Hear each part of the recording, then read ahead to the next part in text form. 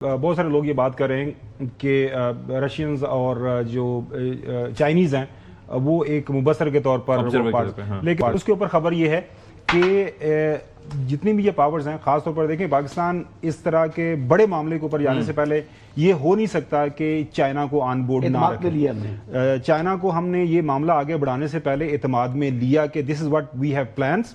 अगर हम वो 5 पॉइंट दिखा सकें, मोरलेस उसी के ऊपर अमल दरामद हो रहा है। उसमें पहले ये था कि इमीडिएट जो है सीज़फायर वो हो गई है, एग्जैक्टली वो आप सेइंग देखिए। उसके बाद दूसरा ये है कि start of peace talks as soon as possible, ये इसके ऊपर अमल दरामद हो गया। Security of non military targets, ये तो जिसके बंद हो गया, ये भी उसके ऊपर अमल दरामद हो रहा है। सिक्योरिटी ऑफ शिपिंग लेन्स, इसके ऊपर जाहिर आबना हुर्मज खुल गई। उसके बाद जो यूएन चार्टर के जो बुनियाद है इस सारे मामले की, इसको यूएन चार्टर के तहत कवर किया जाए। जब ये सारी ताकतें ऑन बोर्ड हो जाएंगी, देखें ईरानियंस को भी तो कुछ गारंटी चाहिए ना।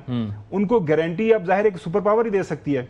और चाइना, जिस तरह पिछले दिनों खबर भी आ रही थी कि ट्रम्प ने कहा कि मुझे लगता है चाइना ने किरदार अदा किया है, तो वो भूल के बताना कि चाइना हमारे डिप्टी फॉरेन मिनिस्टर इसहाक डार साहब गए थे और किस कंडीशन में गए थे। तो ही चाइना नहीं, और दूसरा चाइना का अपना इन्फ्लुएंस भी जो है, जो इनकी मल्टी-बिलियन डॉलर की ट्रेड है। पहले फेज में, पहले स्टेप के ऊपर जो हसन साहब का सवाल है, ये जो 4 फॉरेन मिनिस्टर आए हैं ऑलरेडी उनके साथ सारी चीजें तय हो चुकी हुई हैं। ठीक है, कमिंग जो on board for the time being. देखें ये जो देखें फ्री कैन, देखें हसन, जो फ्री कैन है ना, वो इस वक्त 2 हैं जिनके वफूद आ रहे हैं।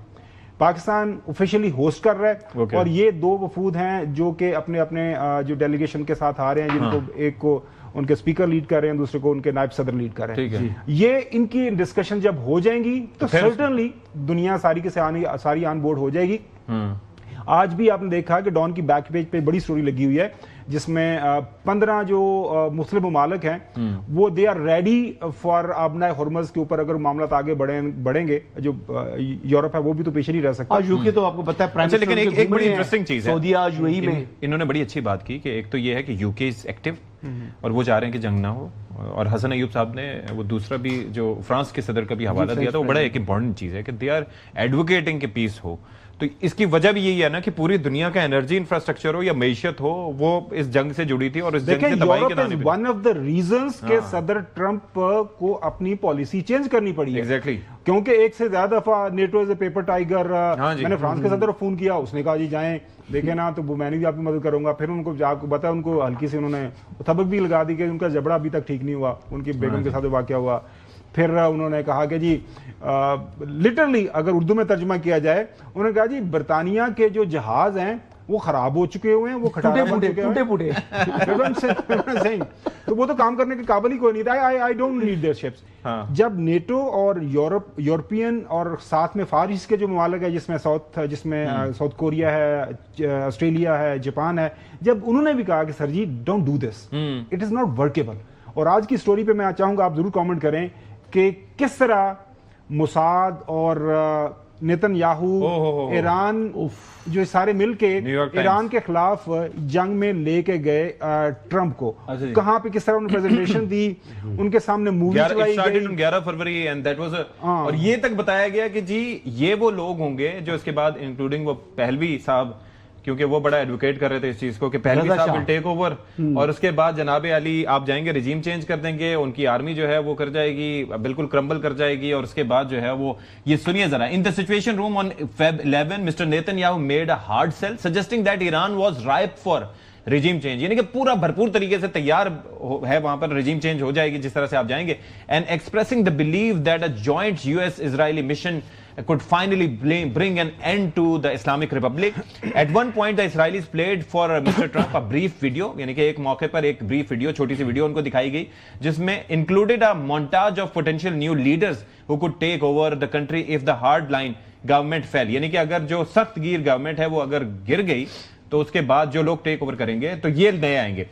Among those featured was Reza Pahlavi, जिसका मैं तस्करा कर चुका हूं, the exiled son of Iran's last Shah, now a Washington-based dissident who had tried to position himself as a secular leader who could shepherd Iran towards a post-theocratic government. यानी कि आप अंदाजा कर सकते हैं कि not just that, बल्कि जो उसके अंदर हवाले दिए गए, जो फिक्शनरी वो बताया गया, और उसके अंदर जो मार्को रूबियो, ये तो मरवाया ना का स्टेटमेंट, ये और जो CIA के डायरेक्टर उनका स्टेटमेंट वो बड़ा, देखिए इशफाक भाई, ये तो उन्होंने मरवाया, लेकिन मैं तो मरवाया, लेकिन अभी जो सबसे ज्यादा इंपॉर्टेंट यूरोप की हम बात कर रहे थे, जो इटालियन प्राइम मिनिस्टर है, वो जितना क्लैरिटी के साथ उनका स्टांस है, स्पेनिश प्राइम मिनिस्टर का, स्पेनिश का भी है, वो तो बहुत ही हार्ड लाइनर है, लेकिन इटालियन जो है वो निस्बतन स्पेनिश से मुख्तलिफ थे, क्योंकि वहां पर तो बहुत बड़ी पॉपुलेशन है ना मुस्लिम स्पेन के अंदर।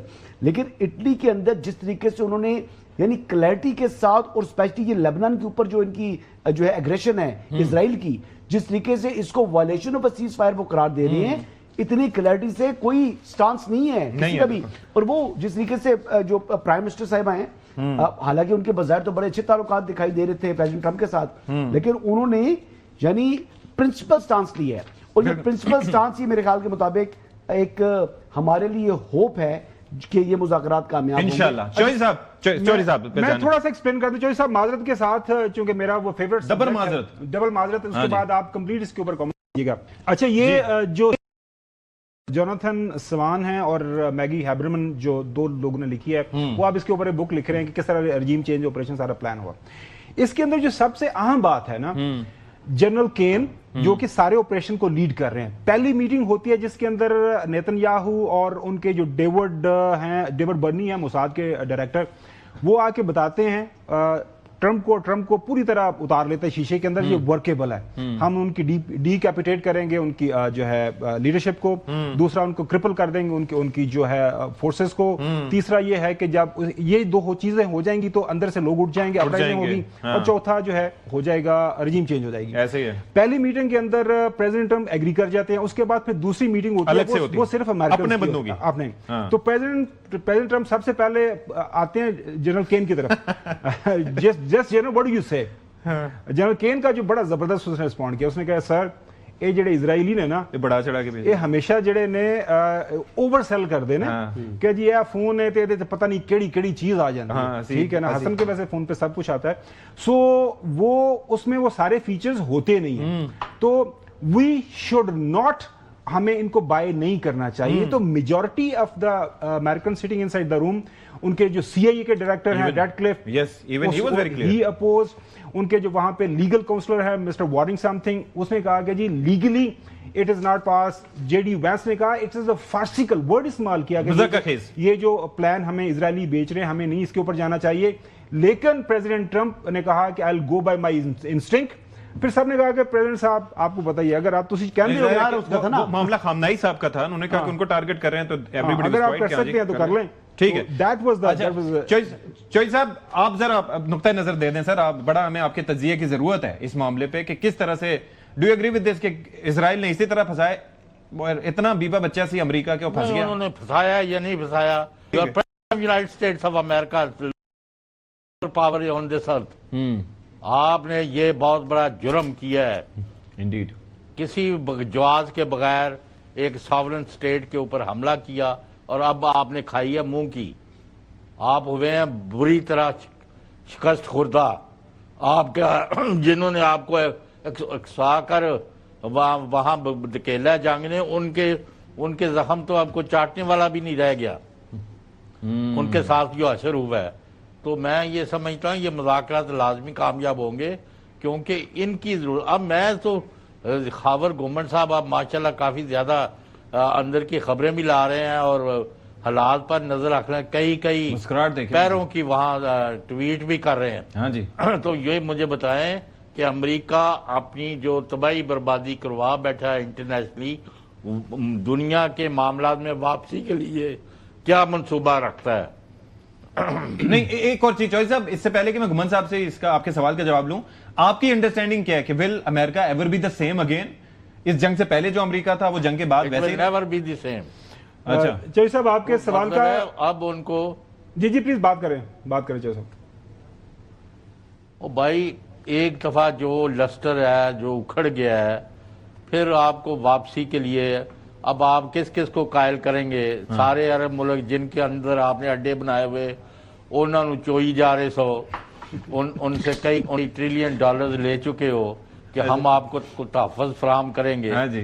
उनका जी आप तो अपने तहफ़्फ़ुज़ के लिए इस काबिल नहीं है, तो हमारा तहफ़्फ़ुज़ क्या करना है आपने? ठीक है। जो 4 चैलेंजेस है इस वक्त जो है। जय साहब का सवाल है, there are 4 challenges in front of president Trump. पहला चैलेंज ये है, उन्होंने अमेरिकी अवाम को कायल करना है कि ये मैं जंग में क्यों गया और कितना जरूरी था इस जंग में जाना। कर देंगे वो, मतलब एक चैलेंज है। दूसरा चैलेंज ये है कि दुनिया को ये बताना है, जो एक उनकी एक मॉरल अथॉरिटी दुनिया में, पॉलिटिकल अथॉरिटी, एक सिक्योरिटी उसको लीड करते थे, दुनिया को ये बताना है कि ये जंग क्यों कर इतनी जरूरी थी। और सबसे अहम बात मेरे ख्याल में जिसके ऊपर प्रेसिडेंट ट्रंप पूरा जोर लगाएंगे, आबना हुर्मुज़ को वो इस सारे मामले में कुछ ना कुछ ईरान से लेंगे कि उसमें इंटरनेशनल वर्ल्ड की कुछ ना कुछ उसके अंदर हिस्सा हो, अमेरिकन का हिस्सा हो। इसीलिए ब्रैड कूपर सैंडकॉम के आए हैं। और मुझे लगता है कि ईरान सर्टेन लेवल के ऊपर एग्री कर जाएगा कोई मैनेजमेंट। अच्छा, वो जरा सुनवा देते हैं एक फरमाइशी प्रोग्राम के, क्या था, क्या ख्वाहिशात थी पहले कि मी एंड आयतुल्लाह विल